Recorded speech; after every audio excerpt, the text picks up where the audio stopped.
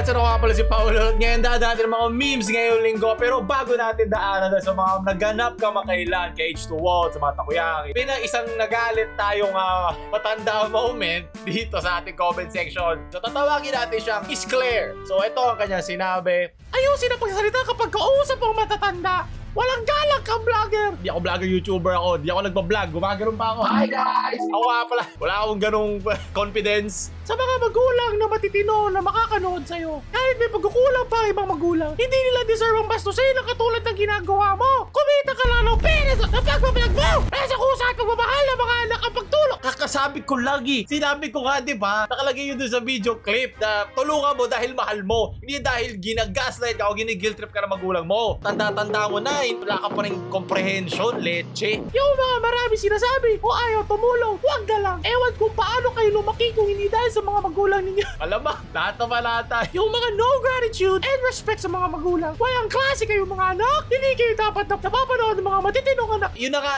kung matinoy anak mo, gets mo na to. Diba? Kung nag-iintindihan mo yung sinasabi kung wala ka insecurities, diba? Hindi ka defensive. Kasi okay naman eh. Sinabi ko naman doon lahat eh, diba? Ano ba, sira ba yung Candy Crush mo? Meron bang error? Meron ka bang virus? Well, syempre, pinagtripan siya ng ating mga cancer na natin pakita. Bilib ako sa oras nila mag-comment pa ng gano'n na hindi naman controversial yung take ko eh. Like, common sense lang naman yun eh, na hindi lang naman pinag-uusapan. O, nag-reply pa siya. Ito talaga, typical matanda moment. Meron ka ng hundreds ng comments sa ilalim ng iyong sinabi. Tapos mag-reply ka pa din, hindi ka papatalo, hindi ka papaawa. Kaya gusto ko matatanda eh. Hindi papatalo. Kita-kita sa mga reply nyo kung sino ang matino. Hindi pala kayo mga matino, mga cancer. Wala pala kayo eh. Kanino akong nanay? Kanino rin kayo mga anak? Hindi ako humingi ng respeto sa mga hindi ko kilala. Baka may pakilab ka sa akin, hindi mo naman kami kilala din, di ba? Tama ng logic eh. Mga nahimik na lang kayo, mga walang galang na mga bata pala kayo. 27 na ako, bata pa din ako. Hanggang makarma kayo. I have my pension and I don't have to make my kids my 80. Aba, very good. Diba? Ito yung hindi ko maintindihan eh. Para ito yung isa nating content, yung meron nagluluto lang, diba? Yung sa walk. Tapos biglang may nag-comment na doon, ang kalat daw. Hindi naman para sa yun eh. Bakit kailangan mo mag-comment? Parang ganito, hindi naman pala to sa'yo eh. Okay pala, di good. Mabuti sa'yo matanda. Hindi mo ginawang retirement fund yung anak mo. Diba? Bakit mo dinedefend yung mga ganong matatanda? Ang toxic ng ganong ano ba? Meron ba kayong mga organisasyon ng mga matatanda, mga magulo? Ito gagawin natin ha. Itong isa na gumagawa ng tama, na hindi ginagawang bangko yung kanyang mga anak, very good sa kanya. Pero kayo lahat, pagbutihin nyo lang yung panggagago sa mga anak nyo, pagpatuloy nyo lang, gagaslight nyo, yung panggigil trip nyo, yung pang-emotional abuse sa mga anak nyo, pagpatuloy nyo lang. Pati natin i-correct ang isa't isa. Abuti nga ikaw ganun, Kay. I work hard enough to live by myself when I get old. Ganyan din ang gusto ko mangyari sa akin. Para yung mga anak ko, hindi ko kailangan, diba? Okay lang naman kung bayaran nila siguro yung bakasyon namin. Pag merong mga okasyon, pag merong may birthday, Christmas, diba? Okay, sige, libre mo ako anak kita, diba? Dahil mahal mo ako, dahil mabuti siguro kung magulang. Pero yung sarili kong gamot, sa pension ko, kung paano ko kikita, ano mang business, yung day-to-day life ko na pagkain ko, akin na yun. Hindi mo na ako responsibilidad doon, di ba? Kahit siguro pag namatay ako, yung mismong panlibing ko, gusto ko may ipon ako para sa sarili ko, nakatago na yun. Di ba? Hindi na masyado mabigat ang anak ko. Paano kung hindi naman kumikita malaki anak ko? Di ba? Hindi naman lahat ng anak super overachiever, di ba? Hindi naman lahat tumatagal sa emotional abuse at pressure na kailangan nilang dalhin. Kanilang mga magulang, kanilang mga kapatid, kung ano man circumstance meron ka sa buhay. Okay lang yun. Hindi ko ito maintindihan. Bakit ka tinamaan, Claire? So, either totoo ito sinasabi mo o nagkukunyari ka lang. You are barking at the wrong tree! Kayo ang naknak na hindi nyo alam. Na-dog show kasi siya sa comment section ng comments. Alam, hindi naman ito para sa'yo eh. Pero bakit mo dinedefend yung mga to? Kuyari, may nag-post sa Facebook na ang dami mga toxic na mga bata na ganyan, na basto sa magulang niya. Totoo naman, meron naman talagang gano'n. Hindi nakikinig, napariwara kasi hindi nakikinig sa magulang, ganyan. Bakit ako magagalit sa post na yun? Eh, hindi naman ako yun. Pero hayaan mong marinig yun ng mga ganong tao. Di ba? Gano'n lang kasimple. Siguro, maliit lang yung font niya. Baka hindi niya ako nabasa. Dapat naka-zoom in ng ganyan. Dami namang nag-correct din sa akin doon na may mga matatanda ka naman, tumatandang childish. Kasama na lang yan sa pag-regress, diba? Natural naman yan sa pagtanda. Kung meron ka man mga ganyang kilala, bakit mo sila dinedefend? Para ka enabler ng mga ganong klaseng abusive na mga magulang. At alam kong meron nun. Kaya pinagtanggol naman tayo. Kaya hindi ko na nire-replyan yung mga ganito sa comment. Alam ko kayo na ang mag-dog show sa comment. So ayun, so ng daanan. Simulan na natin mga memes mo. Ang galing nyo. Bilis ko mag-edit. Facebook ng matatanda mo. Kaya nagbibinata na ako. Kaya hiwalay dapat FB. Well, hindi nga FB, pati YouTube dapat tinatanggal. Dapat yung social media dapat hiwalay. Hiwalay dapat yun sa mga bata. Ay di wag, content yun eh. Wag, nakakatawa mga bata, yung mga muntanga lang eh. Hiwalay ng mga matatanda. Dapat talaga may age bracket kada ano eh. No? Pero hindi, masasaya ko mo lahat magkakasama eh. Ang daming content, daming basura. Ako'y na high blood na ako ko'y. Puro piniprito ang gusto nyong 2 pisong takoyaki. Nakatikim ka na ba ng tig 2 pisong takoyaki? Meron cheese, merong hotdog, pero walang mismong octopus na mismo nakalagay yung taco. So hindi ka talaga kumakain ng takoyaki. Ini-scam ka lang nung vlog. Kaya ba hindi ayaw halikan si H2O ni Mika dahil hindi pa siya nakatikim ng takoyaki? Nakatikim ka na ba ng tig 5 pisong brownies? Dito sa Quezon City, matatagpuan ng isang tindahan ng abot kayang brownies. 3 klase ang pagluluto nila ng brownies nila dito. Fresh from the topper. Sigurado ko, dami dyan mga hindi lumalabas sa bahay na yun ang tatawag dyan eh. Ayon kay ate, aabot sa 2,000 pirasong brownies Excited na ako ano sasabihin nila. Pabili po ng brownies. Nagagawa nila kada araw. At least biri lang simula. Ang brownies nila rito at may sausawan na suka o yung maanghang na sauce. Mabenta ang tig 5 pisong brownies lalo na sa mga manginginom dahil malapit lamang ito sa kanilang pestuhan. Siyempre, sinubukan din natin ito. Para sa halagang 5 piso, pwede na siya pang tawid gutom.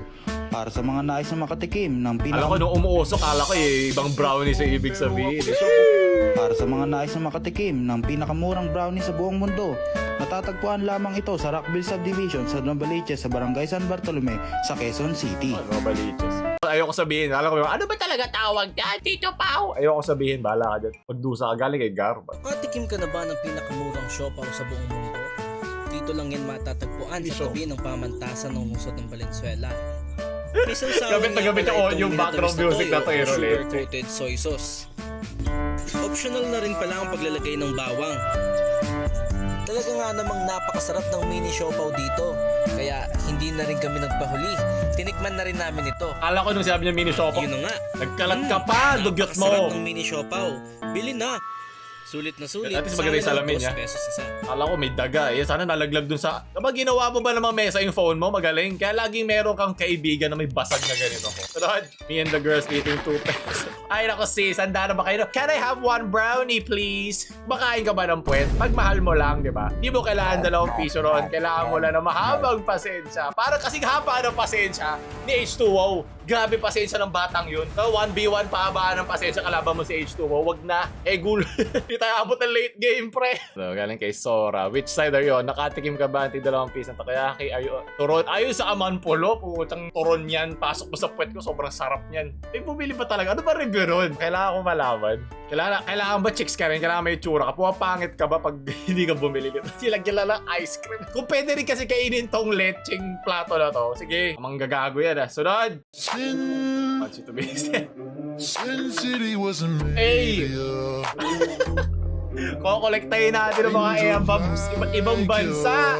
Ano? Nakatikim ka na ba? May iba't ibang lahi. Si J. Riz lang makakagawa nun. Leche. No.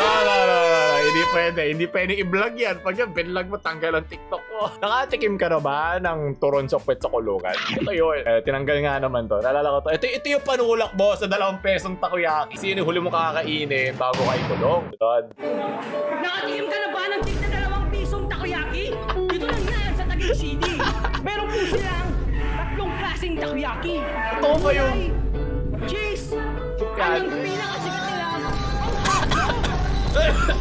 Uy! Bang takoyaki yan. Hindi naman ito totoong 2 piso takoyaki. Mas nainis ako dun eh. Matry ko nga. Nakatikim ka na ba ng tig 2 piso sa Taguig City?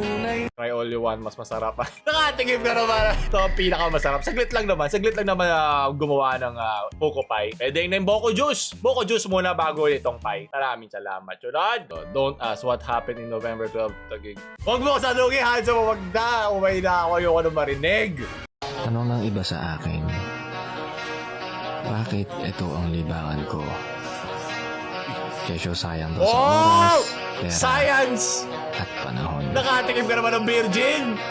Mag 15 anyos! Then I told them that all Huwag the ka na things that I mawala. do, I do it for me. Hey! Ay na, GG ka dyan. Tulog ka. To be happy. Physics professor, ISCP, apply nyo na to. Professor nyo. Kung ganito inumin mo, hindi sapat yung 2 pisong takoyaki pantanggal amats. Brad, nakatikim ka naman ng tika. Hindi mini siopaw. Dagaya. Kaya pa nakita nyo, wala na hinahabol yung mga pusa na mga daga. Teka lang isa palinggo, yung pusa naman yung mawawala. Inuulam na ng tambay. Eh, meron dito rin sa amin eh. Tiga-3 piso. Natatakot ako eh. Parang feeling ko, sapat ba to 3 piso na to? 1,000 ko nga abutin sa ospital. Iisip ko eh. Pinag-ipag-usap ako sa sa chan ko. Ano ba? Laban na ba to? Di pa tayo abot na 2023 dyan eh. Tsagaan mo na lang. Sunod. Nakatikim ka na ba ng 4 na pisong mini donut? Dito sa Taguig City, matatagpuan ang isang sidecar ng abot kayang mini donut. Nakita ko ni mga anak ng burgis eh. Nasasabihin to eh. Piniprito yung mini donut nila dito at may sausawan na suka o yung maasim na sauce. Ah. Siyempre, sinubukan din natin gusto ko tuloy. Sa nais makatikim ng pinakamurang mini donut sa Good mo mundo. din, nagkalat ka rin. Matatagpuan lamang ito sa gilid ng paaralan ng RP Cruz sa ML Quezon Street sa Taguig City. Tagig na naman. Tagig lang ba may mga mumurahin? Huwag kayo maging proud. Hindi siya talaga 2 pisong takoyaki, okay? Galula lang tayo kahirap na sa buhay. Kailangan natin kunyariing mura ang mga mahal. Mahal ang takoyaki kasi octopus yun eh, di ba? Una na, parang vegetable lang yun eh. Hindi naman talaga takoyaki yun. Nakatikim ka na ba ng iba't ibang babae sa iba't ibang panig ng mundo? Si Rizal, nung nakakita ng lahi ng babae na hindi pa niya matusok na eh. Sunod. Ayoko na! Ganun dyan. Nakainom ka na ba ng bagong flavor ng Coca-Cola? Ano, uminom? Dito sa Taguig City, matatagpuan ang isang tindahan ng mga samot-saring mga Ano Baguio to? Dalawang klaseng flavor ng Coca-Cola nila dito. Merong strawberry at yung bestseller nilang green apple. Bestseller na Meron din lasang silang hotdog. LP na mabenta sa mga tricycle driver dito dahil malapit lang ito sa highway. Siyempre, sinubukan din Siya rin natin pala. ito. Para sa nais makatikim ng bagong flavor na ito, matatagpuan lamang ito sa likod ng Taguig National High School sa Taguig Hey, City. Tagig! Rod, give ka naman. Nako ng NG. Nako, kailangan akong maging sigurado. Baka awayin ako ng isang matanda sa comment section. So, yung peso mo nasa likod pa eh. Kala mo dollar. Ay, wait lang. Alam ko yung sa sago, pag ganyan, sobra ata sa luto. Ewan ko, may mali sa luto pag ganito. At sinahabol pa rin natin. Diba? Ganyan talaga tayo mga Pilipino. Kahuna lang habulin mo. Si Dr. Jose Rizal, lahat ng babae parang taho eh, nahabol. Madagta nilang asukal. Rod, nakatikim ka na ba ng 5 peso latte macchiato? Malipas pa yun ang macchiato mo, pati yung spelling mo, tinipid. Nakatikim ka na ba ng kape? Sarap. Ba ang gusto ni Jose Rizal dyan? Hindi. Sabi nga nila, you are what you eat. Mr. Worldwide natin yan. Wala lang gusion sa LRT. Oh! Ayan na naman. Sheesh! Ito si Jose Rizal eh po. Nakatikim ka na ba ng 50 centimong pandesal? Pumili ka na. Ito lang naman ako. Pasuntok na isa. Sa mukha ay sa chat. Bahay ni H2 after maniwala sa energy. Mas kinakabahan ako kung ginawa ba yun ng nanay. Mas delikado, di ba? Pero kung may ganun nga kumpanya, kupal yun kasi, di ba? Tinake advantage sila si nanay. But legit, di ba? Parang yung ating balita nga legit fake news sa Pilipinas. May lumalaban na. Legit company. Isa pang tig-2. Makakatikim ka talaga sa akin. Tig-2 suntok. Marilin mo na ako sa ulo, leche. Sunod! Mama ni H2 after di na bigyan. Gusto niya bilhin yung buong bundok eh. Nakatikim ka na ba ng bundok? Si Rizal marami. Sheesh! Ano? Nagkapat ang bata pa niya. Rest in peace, Jobit. Bata pa niya. Mas bata pa pala siya sa akin. Wala nang memes. Tigil na natin doon. Ano lang, acknowledgement lang. Ayaw na, nalulungkot lang ako. Pero natanggal yung mood ko tuloy sa mga nakatik. So yun, doon tatapos ako. Maraming salamat. Kung gusto nyo pa ng mga memes, rest in peace, Joey. Maraming salamat sa mga memes at saya na nabigay mo rin sa amin. Yung mo like, share sa mga nakatikim na rin ng 15 anyos na bote at mag-subscribe. Paolo, babala.